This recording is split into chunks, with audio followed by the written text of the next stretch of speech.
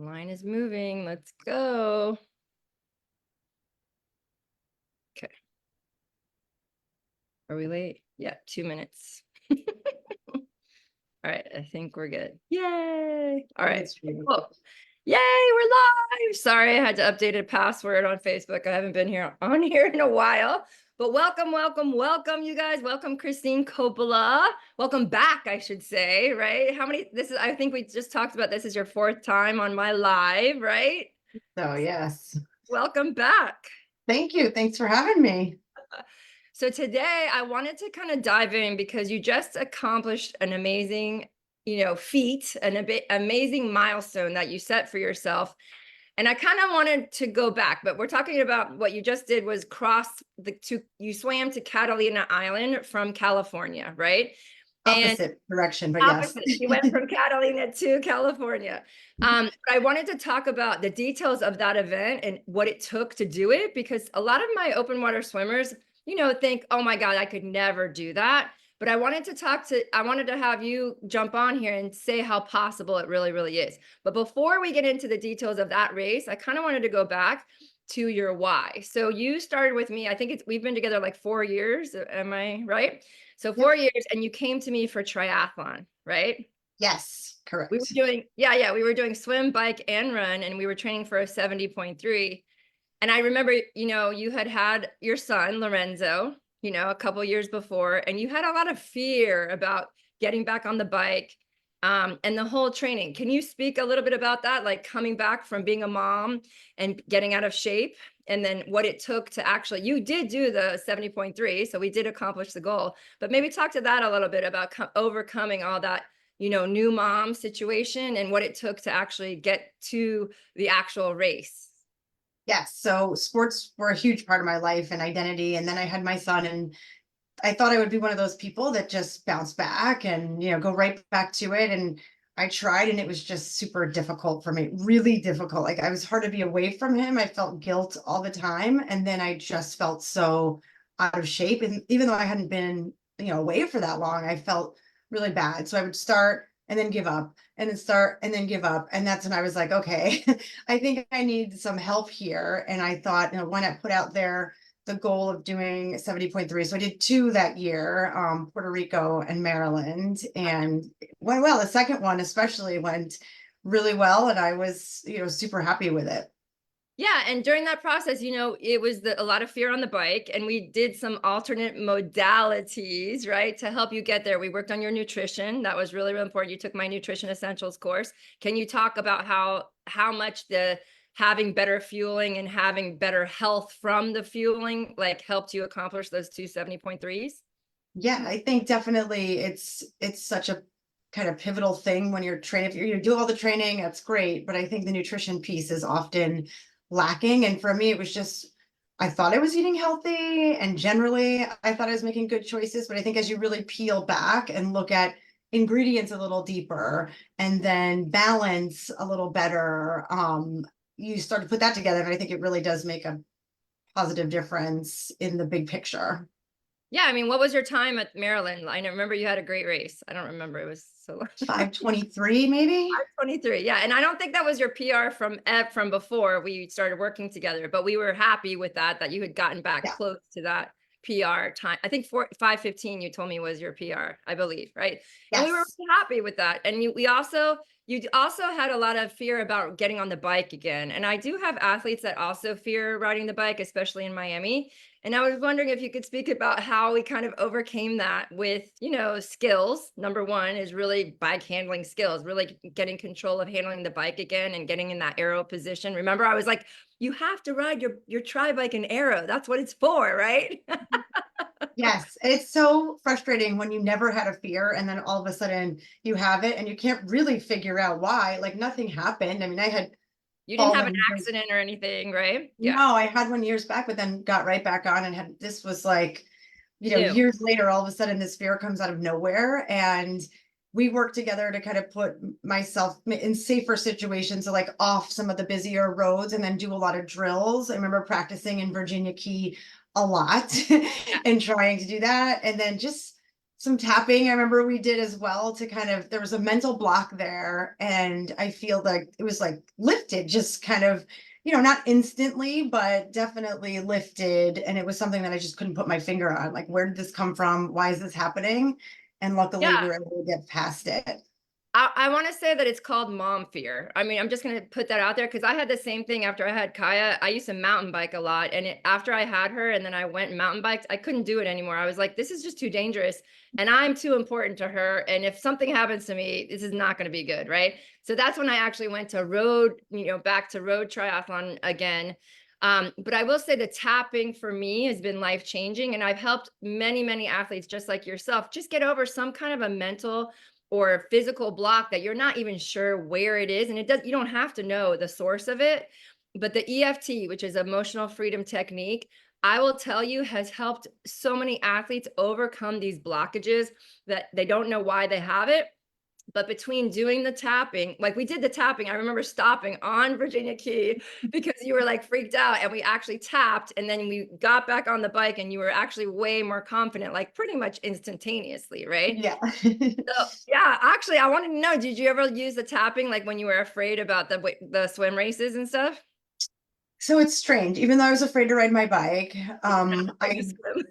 yeah, like I mean, there were things I was fearful of, like not finishing and confidence type Okay, thing, but not but the swim itself. Yeah, I wasn't like having major anxiety about like swimming in the ocean in the dark, or right. like a little bit, but nothing like the I bike. mean, It was really weird. yeah, that's amazing. So it was really just about the bike in that situation. And then we decided, or you decided, you came to me and like, Erin, I'm not doing tries anymore. I was like, what are you talking about? And we had worked on your swim, to train for those 2 triathlons, and you were swimming regularly. And you're a great swimmer. You improved a lot. I mean, you had a swimming past, right? You grew up swimming, right? And Yes. so we kind of got you back up to your competition level. You went to a couple of swim meets, I remember, and placed, right? You were super Did. duper happy. And then all of a sudden you came to me and you're like, I want to train to cross the English Channel, right? And I was like, okay, let's do it. But I want to know your why. Like, why that huge goal? Like, that's a huge goal, right?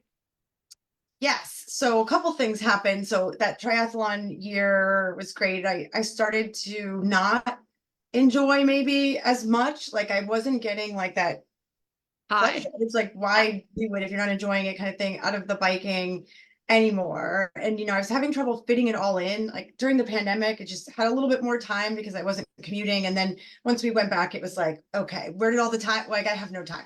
And So you my have a mom, full-time job. You work for NBC, you're yes, married, you're happily married, and you have your son. It's not, you have a very full life and you have to fit training in around that. So let's speak to that for sure. yes, definitely. And so I was having trouble getting frustrated again. And my mom had said, it seems like you're really enjoying the swimming. You did it for a long time. Like, why don't you maybe focus on one for a little bit, and then you could weave the other two back in? And I started swimming, and remember we did the relay first in Alligator, and I'm like, I love this. The ocean just feels so natural to be in, to swim. And I was getting a lot of like energy from it, and it was enjoyable. And I remember my dad had passed away, and it was giving me solace. And so I think that was just like a turning point. I'd also interviewed someone at NBC for work who was an Ocean 7 swimmer, this Mexican woman. She's just a phenomenal inspiration. And even though it didn't really click at the moment, she kind of planted a seed. Like, this Ocean 7, I had never heard of it. And that's when I was like, what can I do that's sort of longer, more challenging, and started to look at least like in New York and Catalina and English Channel and things like that. That's so cool. So yeah, so let's speak about you and Jack, Coach Jack. You teamed up and you got first place, right? In the Yeah. 2-person female relay. And I was so proud of you guys. And I knew that you fell in love with the long distance on the at that race, because then you went on to do it 2 more times solo, right? Yes. And so that really built your confidence. And then where's the timeline? Let's talk about New York, and then yeah, talk about the timeline. And then when did you decide about English Channel? Yes. So Jack and I did that swim together in 2021. Right. 2022, I did it solo. 2023, I did it solo. Yes. Yeah, But it was back to back, and you got 5th place overall female and then 7th place overall female. I remember that. You kicked ass. It was something so like that. good, right? And And it you was looked just so happy. fun. Yeah, Yeah, you it's loved just it. fun, just a lot of fun and enjoying it. So, which is like super important. And so it So was in also let people know Alligator Lighthouse is 8 miles. So, you really cut your teeth on an 8 mile race for what you're doing right now. It's like way longer, so that was kind of like a baby race, but to most people, that's a huge event and a huge thing to undertake. And you did that twice and you came in, like I said, fifth and seventh. And then when did you decide to do the next challenge? So I did New York in 2023 too. So I did it in July. It was before the September Alligator Lighthouse. And so in 2022, shortly after Alligator, I started thinking like, what can I do? I had actually thought Catalina would be first. Wait, go back and And talk about New York though, because that was huge. yeah, Okay. so I switched. So I was going to do Catalina first. I decided to do New York first. That's right. And Okay. the reason why is because when I looked at just sheer logistics, like there's a time change. You start at night, like the conditions could be very different. New York, you're sort of surrounded by land. There's a current. So I And decided it's to go with East New Coast. York. Yeah, it's East East Coast. Coast, good So time same change. times. Yeah, same time frame. You don't have to travel as far. So it kind of was more Yes. appealing, right? And explain what New York is, the 28 bridges. 20 Bridges is basically a circumnavigation around the island of Manhattan. It's 28.5 miles. You do go under 20 bridges, and you do have, as long as it's sort of timed correctly and you get to where you're planned to be at a certain time, you get a current, which is pretty good. A current in your favor. Yes.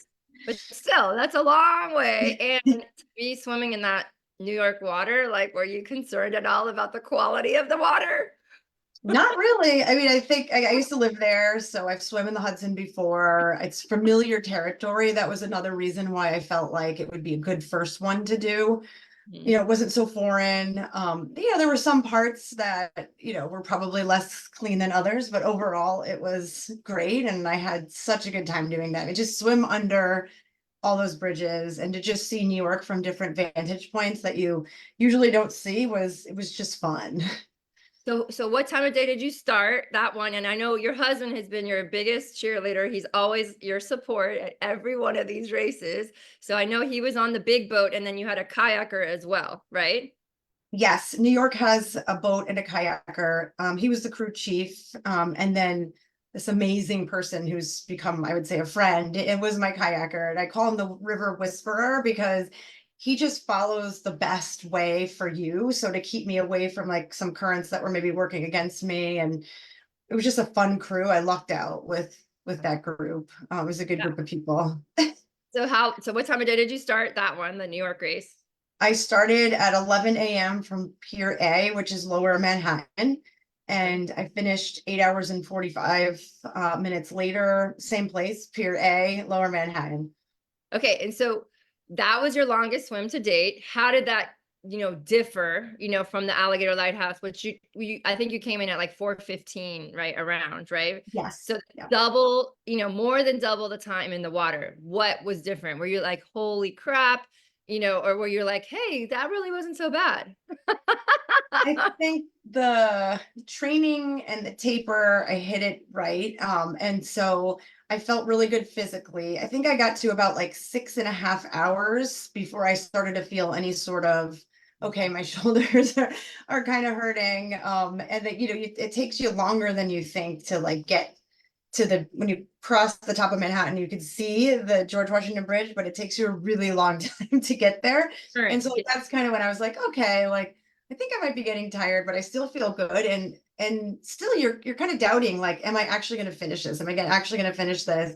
And then you get just closer, and I was like, yeah, I am going to finish this. And that kind of pushes you through to the finish. Right. And how good did you feel? Well, let's talk about your nutrition. So what, it's all in a water bottle. They're throwing, your kayaker is giving you your nutrition. What's in your water bottle? What is the calories that you're consuming that help you achieve the goal? Number one, not upset your stomach, right? We can't be getting sick. We trained using this nutrition in Miami, right? So Yes. talk about the importance of having a nutrition that doesn't upset your stomach and it just gives you what you need, right? Yes. So I did 45 grams of carbs and 160 calories every half hour. This has been a lot of work to get to this point, a lot of trial and error. This And is also you scientifically proven to work, right? you twice now, twice I have to count alligator a bunch of times now. I've been using the same thing, and The only difference is, I would say, when the water is going to be significantly colder. So like New York wasn't a big, huge difference because it What was was the July. temperature? Yeah, what was the temperature in New York? It was like 65, right? No, it was warmer. I think it was like 70s, 70 to 74, I No think. wetsuits, no wetsuits here. Not allowed. And so that was pretty similar. And I think like that difference actually was great because I You suffer in love the it. Yeah, you here, love so it was the great. cold water. Yeah. But I find the difference in with Catalina because that's a bit more of a temperature difference. I think I always have to train with like frozen bottles here. Like I'll freeze them and then at least they have to be ice cold. I'm always thirsty and just I'm not that thirsty. So I do have to just figure that out when I go somewhere that's colder. I don't freeze the bottles. And in fact, I had some same exact nutrition just warmed up for Okay. Catalina. Okay, cool. And we'll get to Catalina too. So let's talk about the training. Like how did your swim training differ from when you did triathlon? Obviously, you're still doing biking and running for the sport of triathlon, so you're not focusing as much. We did get your speed way, almost back to where you were when you used to swim when you were younger. But what challenges did you come across in the training? Because there were weeks where you were doing 20K, 30K, 40K. 40,000 yards, you guys, okay? In a week of swimming, okay? Yeah. So what challenges came up with that? And I know that we set you up really well for strength, before that, and that's our plan this year too. But speak to any setbacks we had, because we did have them, right? Yeah, I think I started out the year. So New York, like I think was very similar training. Catalina's just pushed the volume further. So like those longer swims were longer. Those big weeks were 50K, 40K, 50K. But you build up to it, right? You don't start out that way. That's how you get injured. We And learned you have our to be, lesson that way, yeah, for sure. yeah, you have to be, I think, just really patient with the process. Like, remember, I started this year really tired all the Yes. time, and I wasn't hitting what I probably should have been at the beginning. And I had to take a step back and we looked at some of the nutrition stuff and then, some of the immune stuff. It's like really important. And I actually think in hindsight, my body was telling me like, don't get ramped up so quickly Yeah. because you need to last a long time. And it's like, you have to listen to your body. I think sometimes everyone's like, I want my training peaks to be all green and I need to hit it. It's like, no, I'm not, I'm not like that. When I feel like I need to like dial it back a minute, I do, because then it becomes diminishing returns for me. So I have learned that about myself, which is good. Yeah. Um, And so yeah, I do remember. And I was like, okay, we have to really pay attention here, because if you go off the edge of this cliff with adrenal fatigue, it could be months before we get you back. And so yes. I appreciate, we're in constant communication. So that's number one. But number two is really protein, protein, protein, really Yes. good veggies, rest, rest, rest. And your husband, so smart. I love Willie. He bought a sauna and a cold plunge, and Yes. have it in their backyard. So for me, that is just, a little bit of biohacking there to just help her recover her body and her functionality a little bit quicker, because you were in there a lot, And right? train, yeah, creatively get some cold exposure. Yeah, and it was great. It actually had a double purpose for you to get really used to the 60-degree water that you were going to be swimming in for 8 or 10 hours, right? So it kind Yeah. of was cool that, he did that. And I remember when he bought it for you, I was like, oh yes. And then of course I've been coming to visit and plunging every once in a while. But yeah, so I appreciate that, because I had forgotten how tired you were when we started this year. So that was awesome.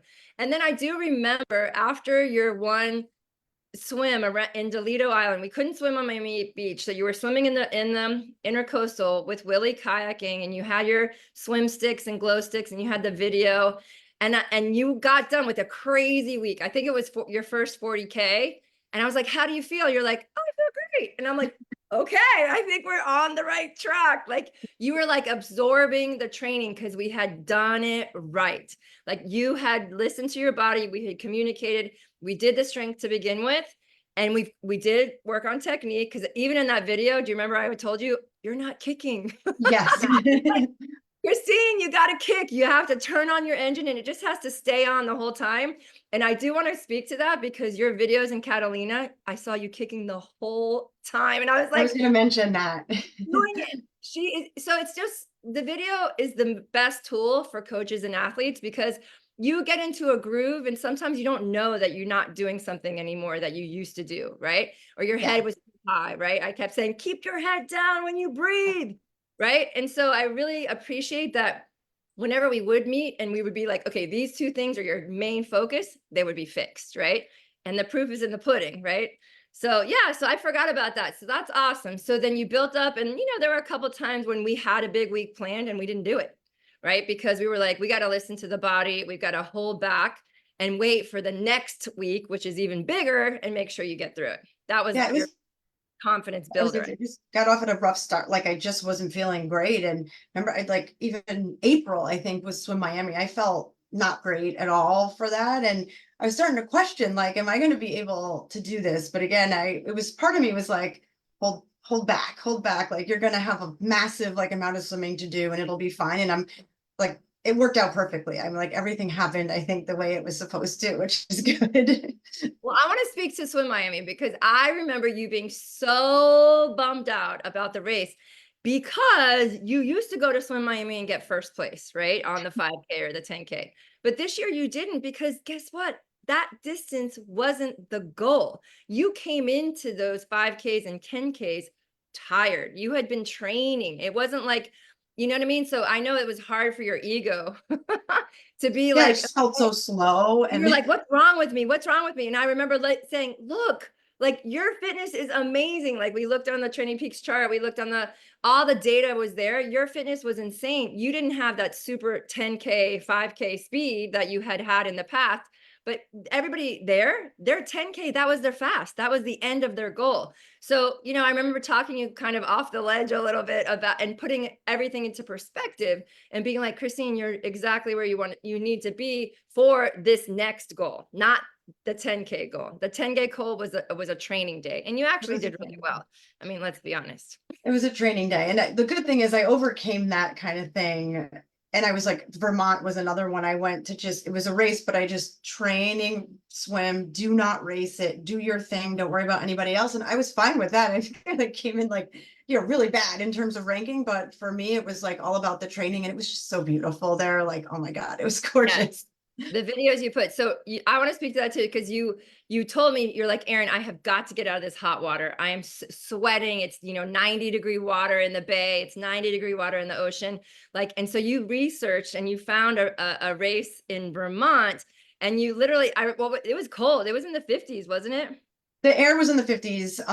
The water temperature wasn't too bad. It fluctuated a lot, but it was definitely cooler than here. It was 60s, 70s, and then the second lake I went to was a lot cooler and just the best move I think I did.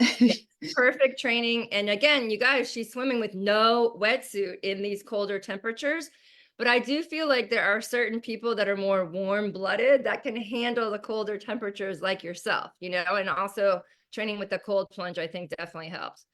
Okay, so let's get to the details of Catalina because, it's a big deal. Like, I loved your video on Instagram when you showed all the crap that you needed for that, 10 hours of time.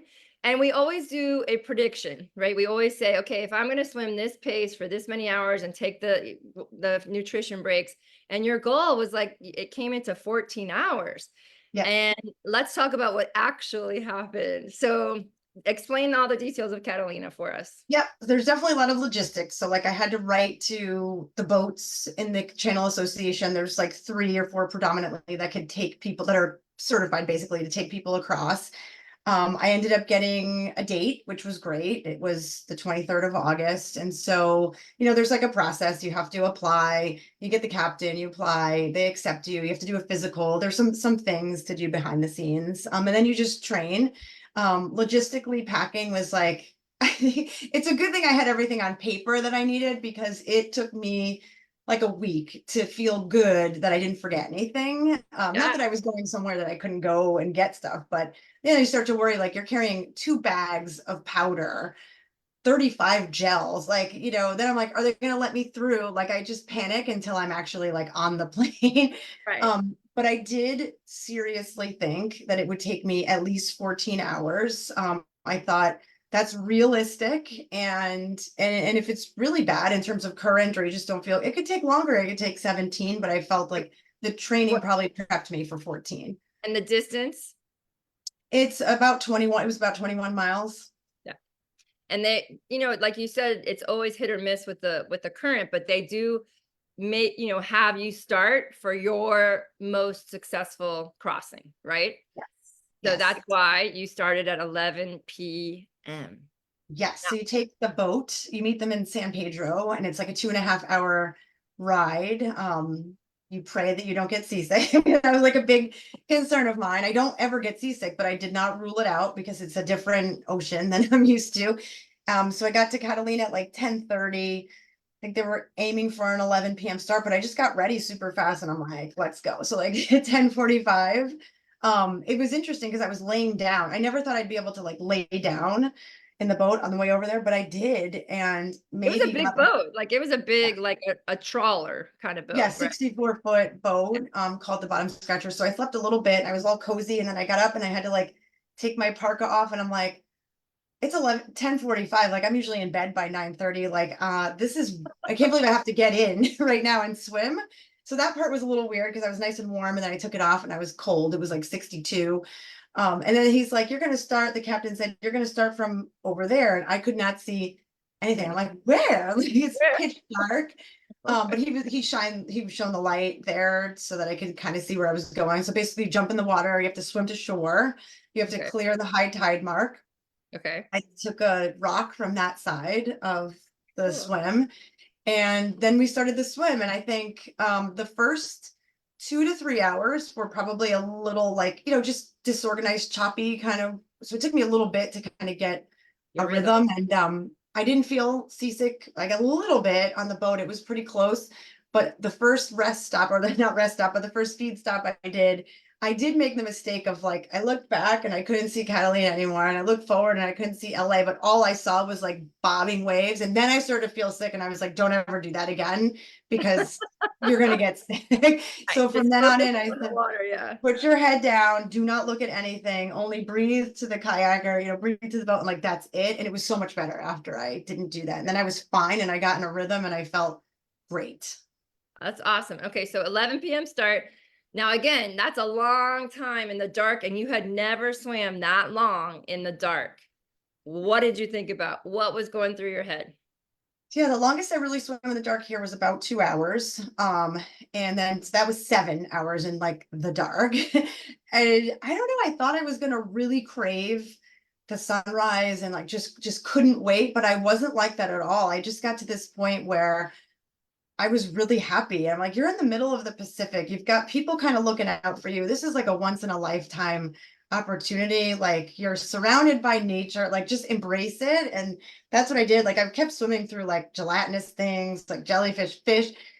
I saw some movements, but like I mean, it could be your eyes What they playing are. tricks on you. Just try not to think about it. Like maybe the first like I said, couple hours, I was like just getting the groove. And then after that, I never thought about anything again in terms of like, oh my God, it's dark. Oh my gosh, what's in the water with me? Like none of that came up, which was great. That's amazing. And I know one time you said you smelled fit, like you heard a blowhole, right? Right? Yes. A whale blowhole, but you never got to see a whale. So that's kind of cool. You had like a marine mammal, like maybe, helping you Close. in the universe. That was like a little gift, right? And Yes. then I know that just when the sun came up, I got a video from Willie, or you had recorded it, somebody recorded it with dolphins, right? Was that Yes. special when they showed up? Yeah, potted dolphins. I love dolphins, so that was great that they were there. Actually, when we got to Catalina too, there was this white sea lion big that was just like playing around the boat, and it was so Aw. cool. Just so much like sea life out there. Right. That's so cool. Awesome. So, a lot of times people ask me, I mean, I do Alligator Lighthouse. I've never done it solo. I've done it as a two-person, but like people ask me, don't you get tired? And I just think that with swimming, the reason why it's so much more doable is because you're actually being held by the water. When you're doing an ultra runs and Ironmans and all that stuff, your swim isn't that long, but when you are doing these ultra swims, I feel like there's just a different level of support from the universe in the form of the water. It is holding you. And if you let go enough, and then your technique is really good, like you don't burn out. Like you can actually get into that rhythm. And for me, it's that meditation, meditative breathing. You have to exhale at a certain time, you have to inhale at a certain time, and it's just constant meditation, right? So Yes. would you agree with me as far as like it's a meditative state that you went into? Yes. In fact, I will say, I think one of the big things is like you have to relinquish control. Like, I mean, there's certain things that you need to do, but Yeah. I'm a control person, but when I'm in the water, I'm not. I just give it up. Like whatever happens, if it's choppy, if it swells, if it's windy, if it's whatever, cold, hot, like just give that away and just embrace it. You Yeah. are surrounded by like life and nature, and that's pretty cool. I know it sounds, maybe like, oh, like how's that going to get you through? But I think if you tune in enough, it does. And It I would gives you say that energy. yeah, it It does gives give me energy. I would say the Catalina swim, more than any other thing I've ever done, was probably the closest like pure flow state I'd have ever experienced. It was just like time and all that stuff just like goes away and you're just in the moment, which is so nice. Yeah, I just got goosebumps for you. I mean, just when you said that, because flow state, that's exactly what it was for you. And your goal was 14 hours. And what time did you do it in? 10:28. I couldn't believe it. The captain said, "Do you want to know your I figured it was like, 12. I had no idea. At that point, I'm like, I really don't have a sense. I tried to keep track, but I also was like, whatever, I don't care. And he's like, "Do you want to know your time?" I said, "Yeah." He's like, 10:28. I was like, "What?" Like, that's Hey, crazy. I was 3.5 hours faster. Hello. Like that is amazing. I Like was so expecting it would take a lot longer, and I was prepared to swim that long. I was like, I felt like I could have. So it was kind of like a nice, I think that's why the flow state was so like there, because I was prepared. I think that's part of it, a big part of it. so you said you took a rock. So you took a rock. Did you put it in your bathing suit? Is that what you did? So my kayaker is amazing. She's actually a friend of mine. I do kayakers because it's like they need a break. So she took Absolutely. it for me. So I just like Oh, threw it on her good. kayak, and then I took one on the LA side. So I have two rocks. There's no like red carpet. There's no like you are a channel swimmer guy like with a microphone at the end. There's no metal. There's like they blow the horn when you've like cleared the water and they like call it a day. That's awesome. I love it. I love it. So yeah, so I remember when you said Willie said you were finished. I'm like, well, wait, like this is too early. Like I was waiting, and when you told me your time, I was like, oh my gosh. I said, Christine, you just killed it. Like all that, worry about if, like you said, starting the year a little undertrained and then coming in. But I'm so proud of you. I just want to say how proud I am of you. Thank And you. this is not the end, right? We've got one more goal, right? So Yes. what are you thinking? Now, we've definitely taken this is our third week since Catalina that you're going into, or next week is. This is our second week. And I'm like, don't do anything, right? I'm like, I'm just not really. don't do what you feel like doing. And you texted me, I always forget that these things really make me tired. I'm like, yeah, Yeah. that make you tired, right? Yes. Yes. So I are you definitely took enjoying some downtime? Yeah, 2 weeks. I think, with work and having a family and all that, it does sometimes crescendo at the same time. And it got a little, those, I guess the 40-50K combo week, right before, I guess it was July, plus the Yep. travel, because I traveled actually 3 times in 5 weeks too, right before Yep.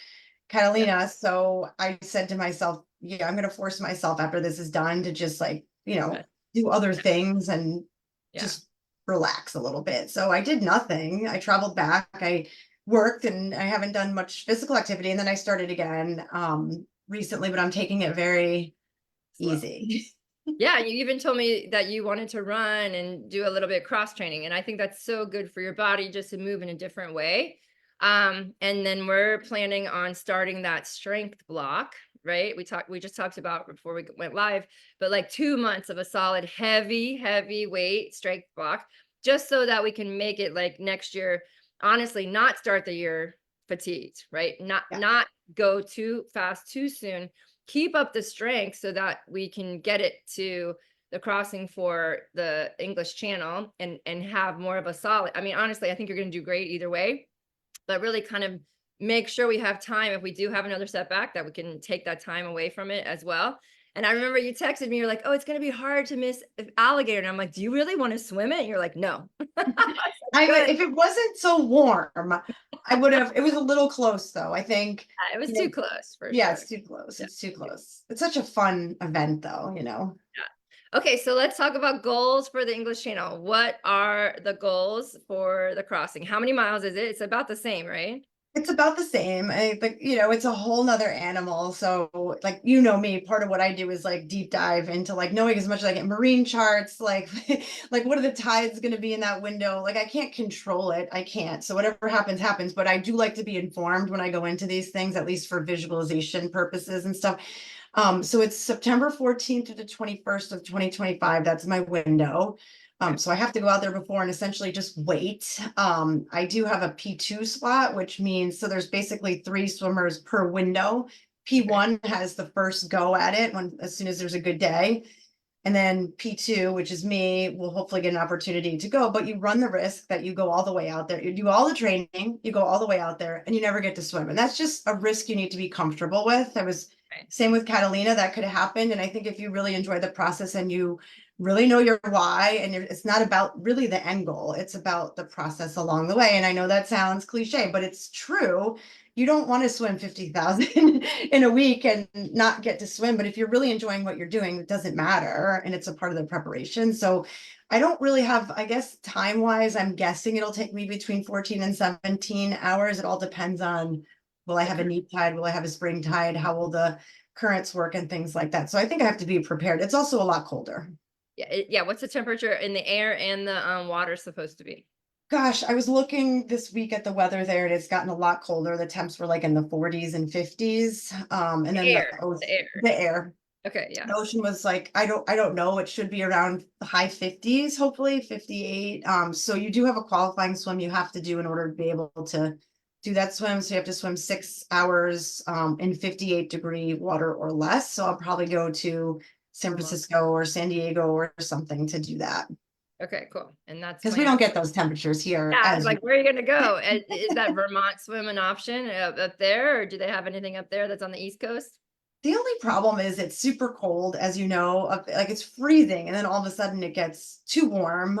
So it could be risky. I think probably San Francisco is like my best bet. It's generally never above a certain, That's it's always the same. So I think it should be, it's also rough. It might be really good training and stuff. So okay. That's a good idea.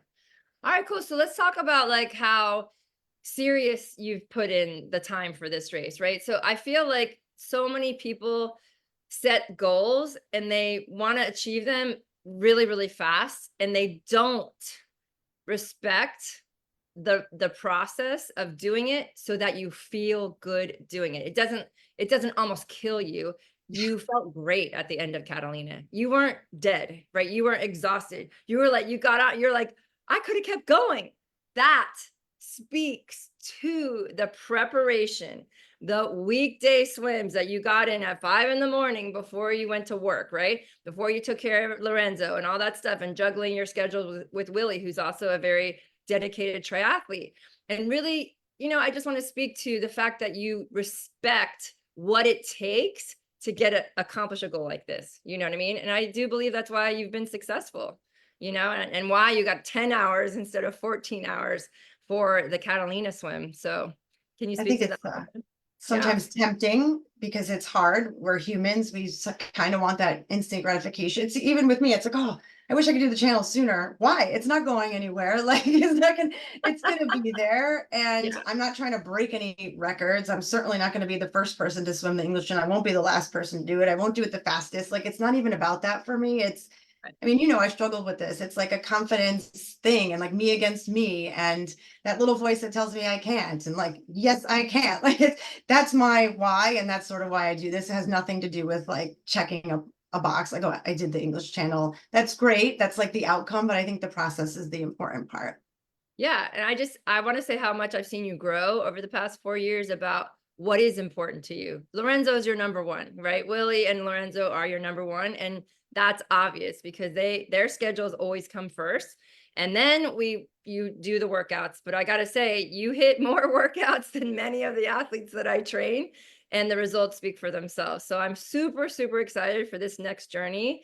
And there's not a doubt in my mind that you're going to cross the English Channel. And if you guys want to know a little bit more about this process, that there is a movie that came out by Disney, and it's called The Girl, and I can't remember the name. Do you remember the name? Young Woman in the Sea. The Young Woman in the Sea. And you guys, she crossed the English, she was the first female to cross the English Channel in 1926.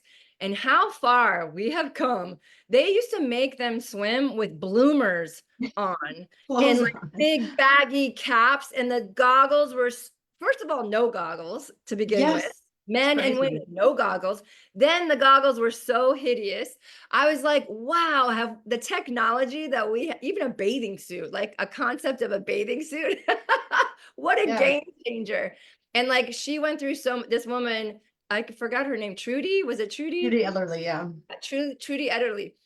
But her coach poisoned her on the crossing. He didn't want her to succeed. Like, you guys have to watch this movie. After I watched that movie, I'm like, oh my God, Christine's gonna kill this thing. I'm so excited. Fingers crossed. Yeah, she really paved the way for people. I mean, it just was not something that women did.